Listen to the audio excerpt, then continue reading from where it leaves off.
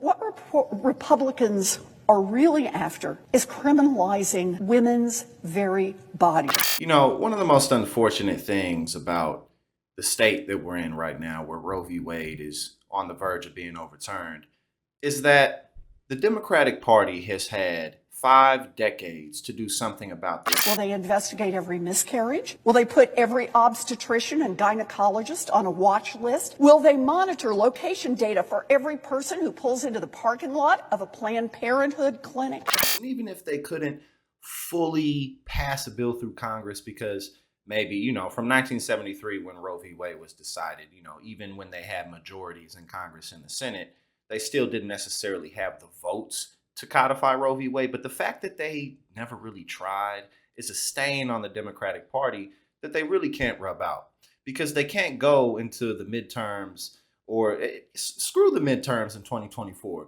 They can't move forward in general with the notion that they've been fighting tooth and nail for the people, because they simply haven't been.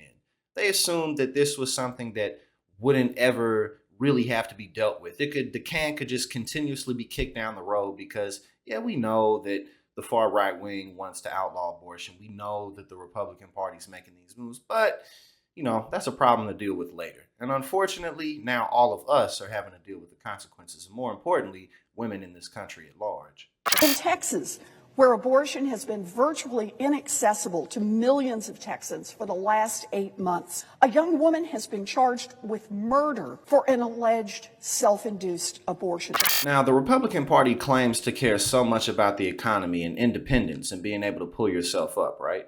But to live in a modern society where women are forced to carry to term no matter what, when women are forced to give birth no matter the circumstances, then that's just going to destroy the economy. There's going to be that many more women who can't afford to purchase anything because now they have to, tend to another life. Not only that, for a party that's so adamantly against Social Security programs, social safety nets, this is detrimental just to people's independence in general. So if we're forcing more women to have children, that's going to inadvertently increase the need for a bigger social safety net.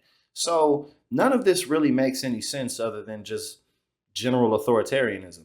They're just creeping further and further down that path to take people's liberty so that there's no real way that we can fight back. And that's all this is, and that's all it has ever been. An Oklahoma law has passed that would outlaw abortion even in the case of rape or incest. This is something that, a large portion of the Republican base wants. We know that the public at large is, not for this. We know that the Republican Party moving forward is going to stay silent as much as possible on this issue because the, general public is not for outlawing abortion, criminalizing abortion. However, this at the end of the day is what their base wants. And so they've put themselves, as we talk about all the time, in a position to where the base really owns the party. So this is going to be what they continue to do state by state.